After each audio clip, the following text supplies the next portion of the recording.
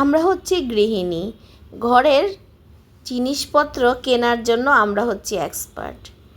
যেটা দেখি সেটাই ভালো লাগে। যারা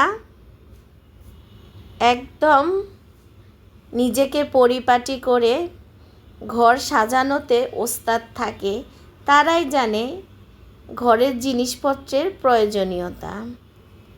আসসালামু আলাইকুম, সবাই কেমন আছেন?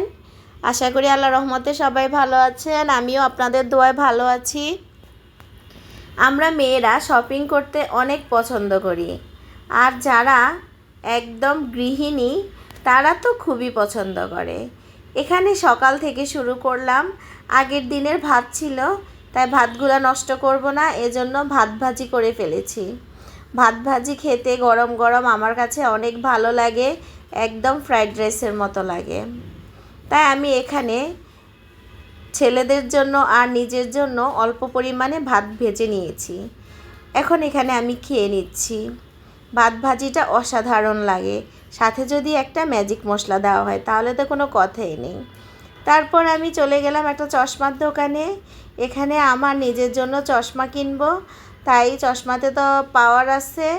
এখন আমি চশমাগুলো আগে সিলেক্ট করে নিচ্ছি, তারপর পাওয়ার সেট করব।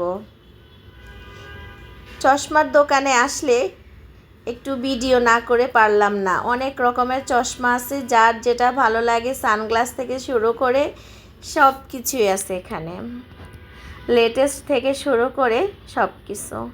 তারপর চলে গেলাম একটা মার্কেটে। ওখানে গিয়ে আরএফএলের দোকানে গেলাম। আমার ঘরের কিছু টুকিটাকি জিনিস লাগবে, ওগুলা দেখতে চলে আসলাম। আমরা মেয়েরা কম বেশি বাইরে গেলে নিজের ঘরের জন্য কি প্রয়োজন সেটা আগে পছন্দ করি। আমরা চাই আমাদের ঘরকে সুন্দর করে সাজাতে, পরিপাটি করে রাখতে। নিজের জন্য ড্রেস কিনবো না, কিছুই কিনবো না, কিন্তু ঘরের জন্য সব কিছু কিনবো।